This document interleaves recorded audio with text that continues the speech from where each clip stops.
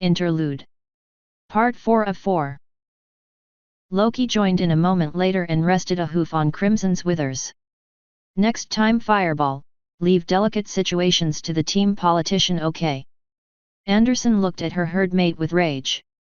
He called us pets. Does Alex see us as pets? The Green Mare inquired calmly. Crimson's anger faltered. Of course she doesn't, but that's not the point. Then don't worry about what some jackass thinks. That wasn't some jackass. That was her father. He should have treated both us and her with more respect. Alex at the very least. Hubert sighed in irritation. Don't hold your breath. Those two make the clan seem downright neighborly in Harlem. A few seconds later, the elevator dinged and Conrad walked out with the infants. His even demeanor shifted into a grimace after seeing their faces. I take it did not go well. Crimson was too caught up between revulsion and regret to speak, so it was left to Loki to do it. No. Ma and Pa are grade A jerks. Alex teleported out of the window and flew off. She decided to leave out Anderson's antagonizing them for the moment. It was the worst-case scenario he had been dreading. She didn't go far. We'll catch up to you guys at the hotel later.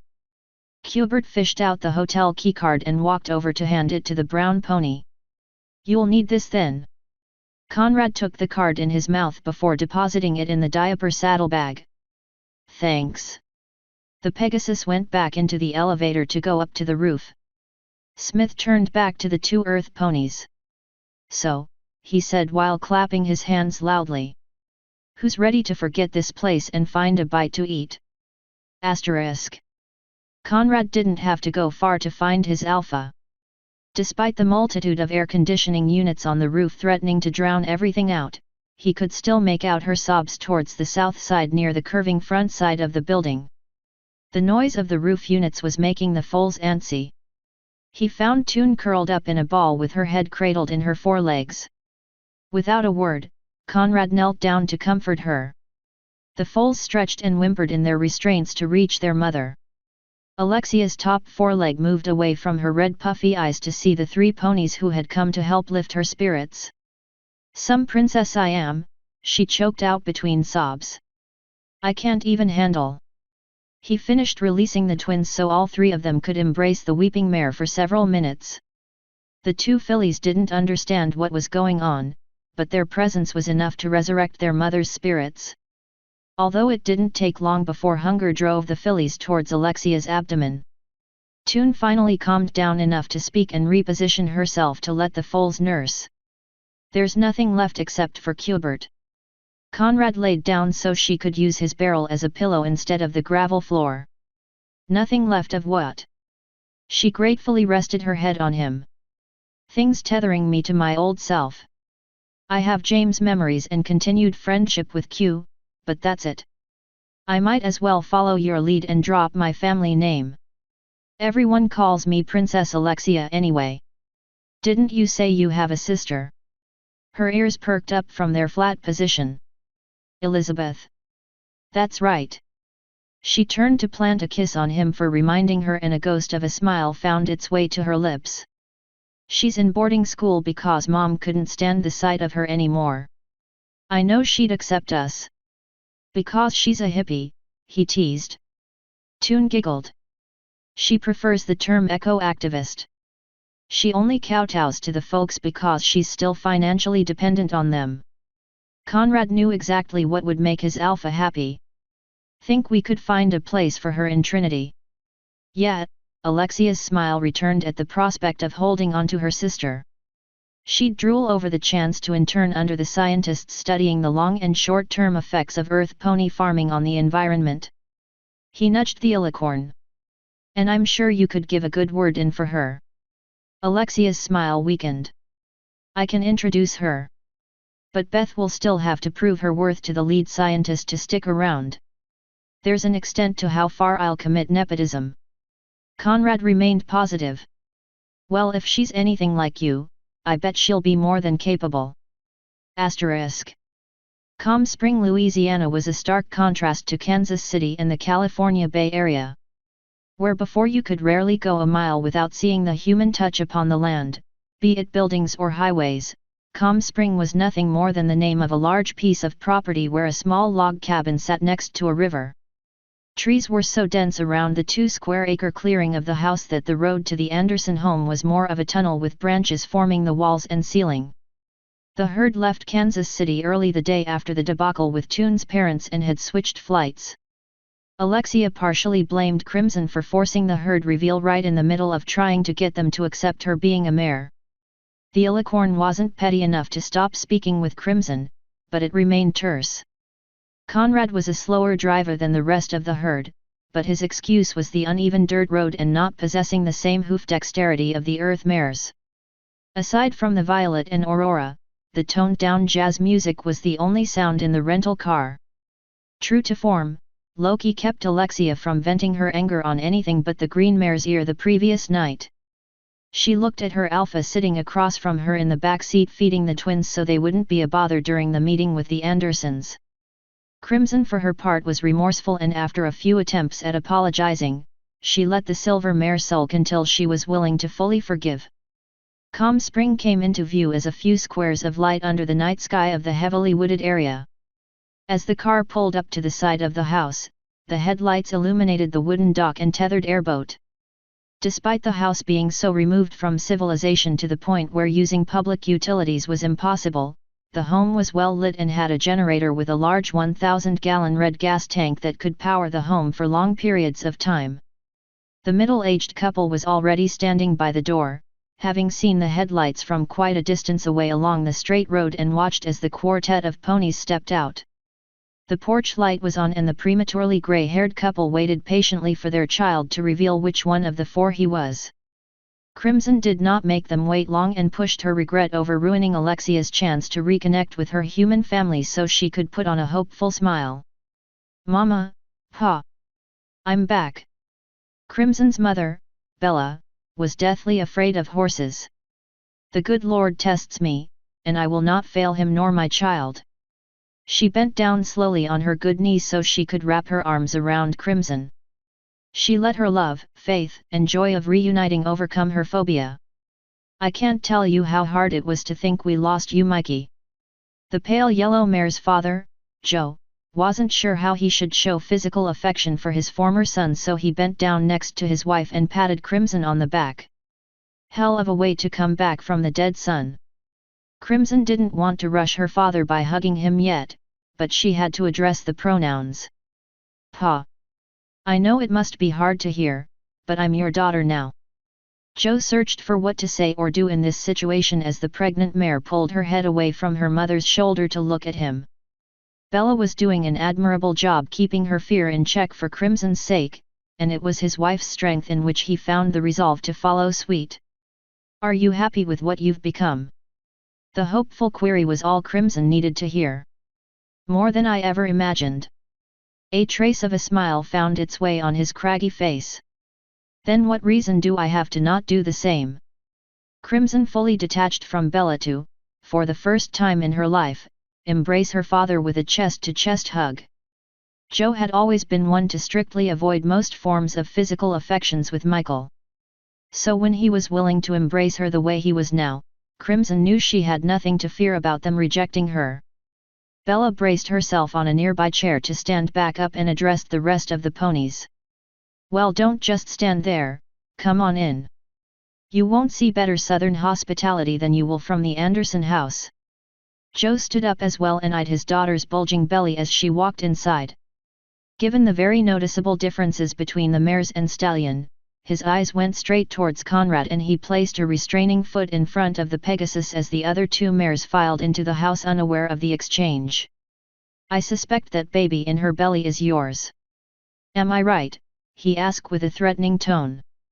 The Pegasus didn't want a second failed parent reunion, so he did his best to remain civil. "It is."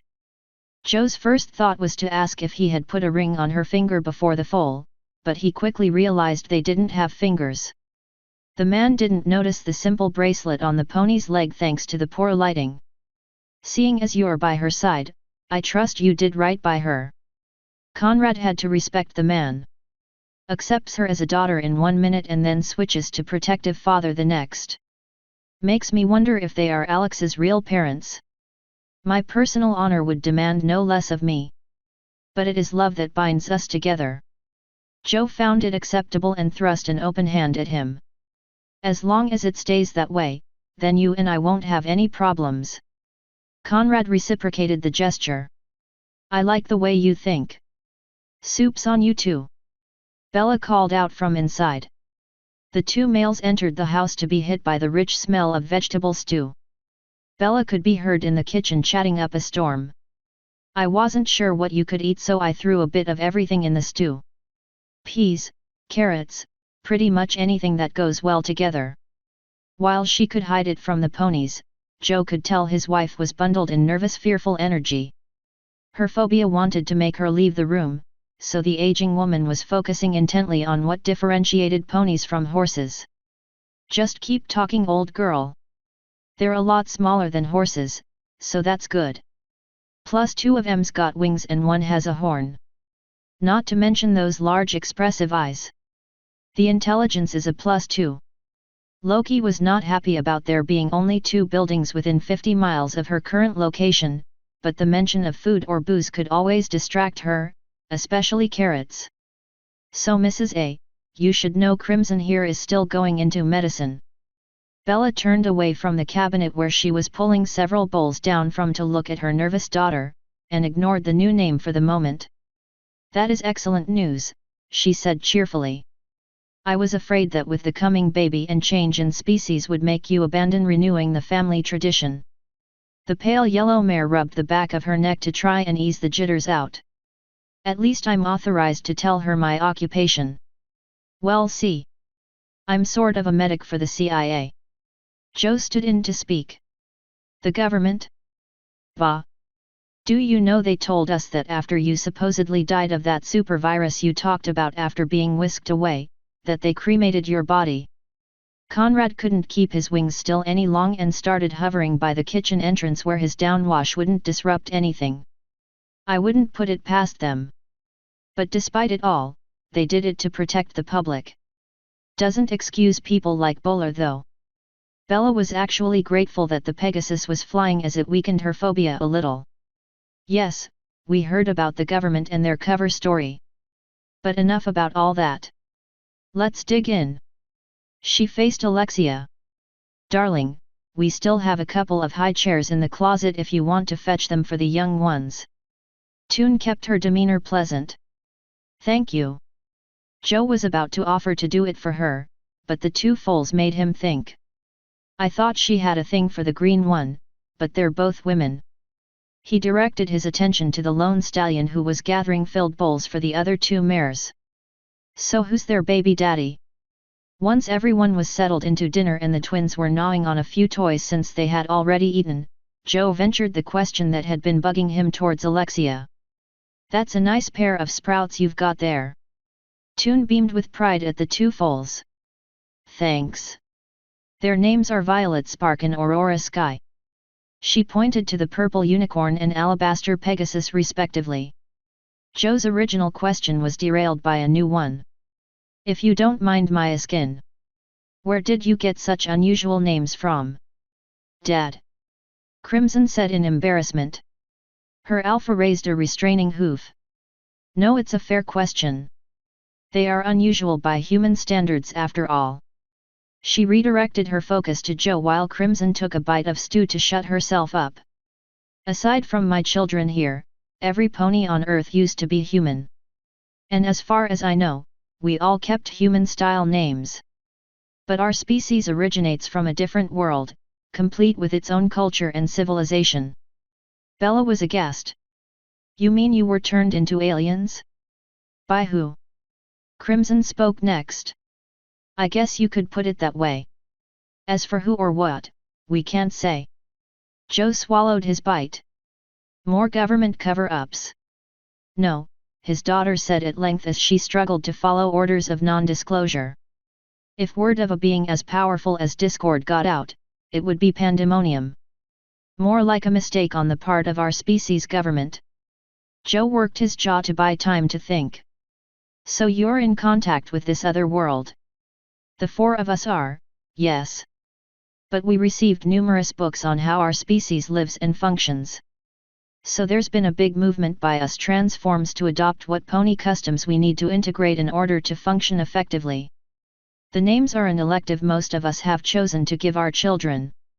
Bella was the next to speak. What sort of other customs?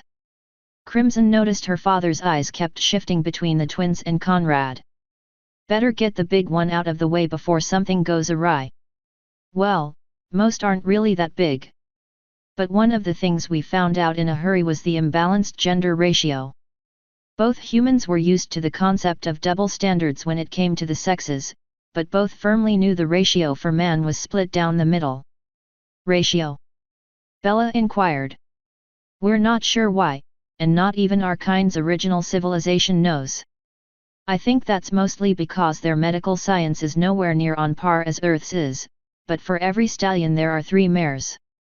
Joe got an inkling of what Crimson was alluding to. That must make it very difficult to find a husband. He glanced at Conrad and the twins. Crimson flinched at the implied accusation that only she and Bella caught on to. Alexia hid a smug grin behind a flat expression. I think seeing her try to explain the herd on her own is revenge enough. I'm not going to be the one to weaken the herd because of a grudge. The pale yellow mare looked to Toon for assistance and received a short dismissive snort. I should have done the same. She looked to her father, whose glower was increasing by the second. Well, you see, Pa. It's that 3-to-1 ratio is why we can't, as a species, support monogamy. Half of our population would be restricted from finding love if we did. Both humans fell silent for a long time while the ponies fidgeted in apprehension. Joe kept working his jaw while Bella thought quietly. It was his wife that broke the long tense silence. I take it all 4 of you, all 4 adult ponies nodded. Bella looked to her husband who was still on the fence. Do you hold your union in the same sanctity as traditional marriage? Crimson nodded eagerly. We most certainly do. She turned to her mates. Right, guys? Loki's smile grew a little. Most def. Conrad nodded. Every one of us is united by mutual love and admiration. Joe seemed to be relieved a little at the stallion's words. He's willing to put up with 3 women? Lord have mercy, I couldn't summon the strength to handle 2 Bellas, let alone 3. It fell to the alpha to speak last. If there is anything such an imbalanced ratio fosters in us, it is cooperation. The 4 of us are united in all things. The good, the ill, and everything in between. Not because we have to, but because we want to. Joe saw his daughter wordlessly confirm Toon's statement and nodded lightly in approval. Good Lord knows after hearing that, what kind of father would I be if I didn't respect my only child's wishes? Alexia was struck with a knife of despair and used every ounce of willpower to keep it from showing. A bad one. Bella was proud for both Crimson and her husband and reached out a hand to squeeze Crimson's hoof and Joe's hand. So long as they make you happy, dear, we'll support you. Thanks, Mama, she said with a tear losing itself in her fur. Bella let go after a few moments to keep eating. Now, I trust the bun in the oven is our grandson. A round of polite chuckles escaped the ponies with Crimson blushing in embarrassment. Actually it is. His name's going to be Dusky Tinker. Joe wrinkled his nose at that and at the memory of the twins' names.